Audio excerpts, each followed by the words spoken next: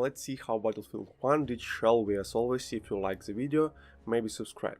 So here's my review for Battlefield 1. Reseal DLC losing objective water and be in the stick at your own barbecue. Graphics are up. First, so Battlefield 1 aims for solid 16 FPS on the consoles, and of course whatever FPS your money can get you on the PC. And while the PK is a stunning example of how a launch game should perform, netting easily over 18 FPS at 40p on all settings, absolutely maxed out.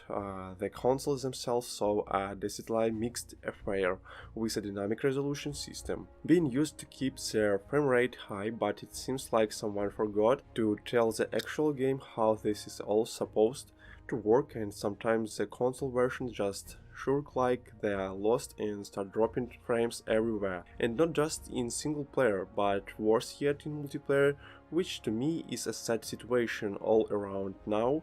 While this rarely affects true gameplay, there are times when you can feel the distinct feeling of the world refreshing slow around you, like you held onto the bong just a bit too long, while FPS may not hold up. All the time the game does look the part, and DICE, one of all versions, continues to flather on all manner of post-processing effects. Gorgeous lighting throughout, dynamic weather effects, and completely insane distributional architecture. Have you ever wanted to kill enemies while exploring a world with the structural strength of a domino tower? Well, now you can ever shoot explosion crash and fire does damage to the game world around in changing the terrain, the battlefield tactics, and so on, and then it all just comes tumbling down. You know, it's absolutely stunning use of dynamic effects like this that really make this game feel like a current title for girls in throughout city streets, and bears down that visual accuracy only to slowly roll out later while sandstorms hit with full force, removing both visual and auditory cause. And it's hard not to be floored by the way the game feels and looks, and it solidifies you in this environment. When, let's say, a play-in bombs a building right next to you, and the next thing you know, enemies with bad attitudes in the shape of gun barrels are stripping through the debris like a race where your death is price. Also little things like the absolutely caked in on weapons when you fall down, or water droplets accumulating on your sniper rifle as you get ready to drain someone's decision juice from the brain space.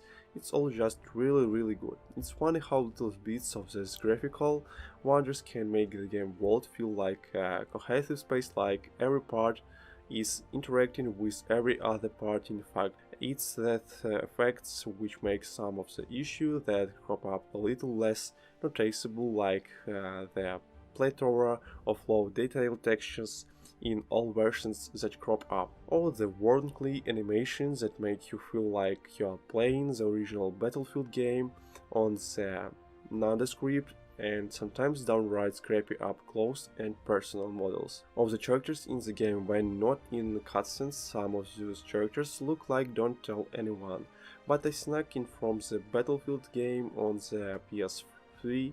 Also, this game revels in graphical options, and surprisingly enough, some of them carry over into the console versions with adjustments to depth of field and even your fall, though this is does slightly impact your performance. Regardless, the inclusion is an absolutely welcome addition.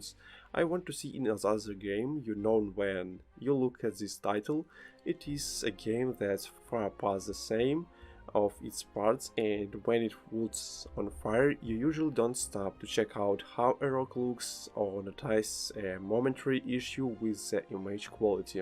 The great, but it's noticeable from time to time, especially on the consoles. I would say excellent on the PC, with a couple little issue, and good on the consoles, with this issue being even more pronounced. Sound, music and voice. You have lost objective happen. I am in your church. No, you're not. You have to take this kid from course. Not he came all this way just to see you, Friedrich Bishop, the pride of Australia, and of course sound is up first, and now I know what hell probably sounds like it. Sounds like a thank bus bust and into a wall beside you and enjoy Bob as you are hiding there trying to reload weapons. It seemed to require skills only asked for by Pinehead in the Hellraiser series when he is trying to get into that little big box of this sounds amazing, even while dying from the rear and sharp tack of gunshots as you fired off a second-story window in an enclosed room.